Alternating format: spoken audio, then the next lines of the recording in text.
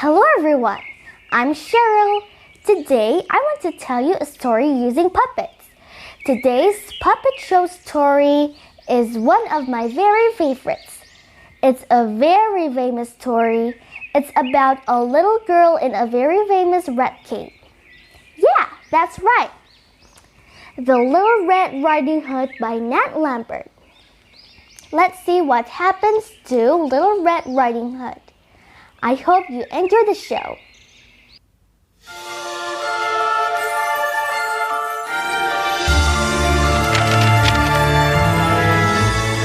This is the story of Little Red Riding Hood. Once upon a time, there was a girl called Little Red Riding Hood who lived at the edge of a big, dark forest. Little Red Riding Hood had a grandmother who lived on her own in a cottage on the other side of the forest. One morning, Little Red Riding Hood set off to visit her grandmother for lunch, as she did every week. Little Red Riding Hood skipped along the path through the forest, but soon she became tired and stopped to rest under a tree. As she closed her eyes, Little Red Riding Hood heard a voice behind her. "Hello, little girl. Are you lost?" "I'm not lost. I'm going to visit my grandmother, who lives in a cottage on the other side of the forest," Little Red Riding Hood replied. What Little Red Riding Hood didn't know was that she was talking to a big, bad wolf. The big bad wolf wanted to gobble up Little Red Riding Hood right then, but he decided he would race ahead to her grandmother's cottage so he could gobble them both up for lunch. The wolf ran ahead until he reached Little Red Riding Hood's grandmother's cottage. He knocked on the door and listened.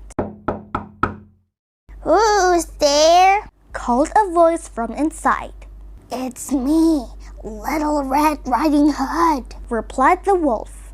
The wolf opened the door, and before Little Red Riding Hood's grandmother could even scream, he gobbled her right up. Quickly, the wolf put on her nightcap and glasses and tucked himself up in bed.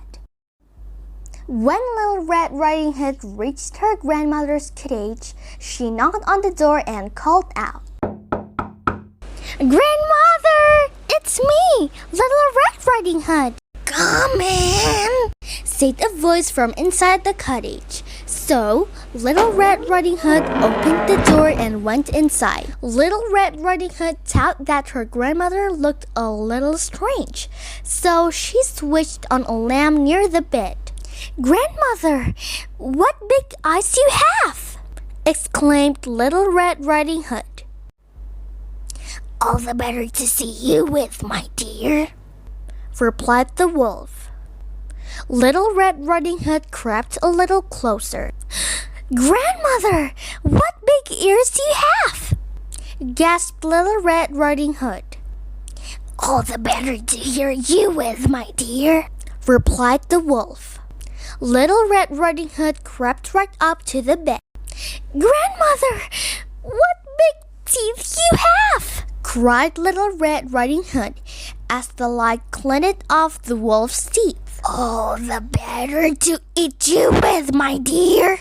"No!" shouted the wolf, leaping out of bed.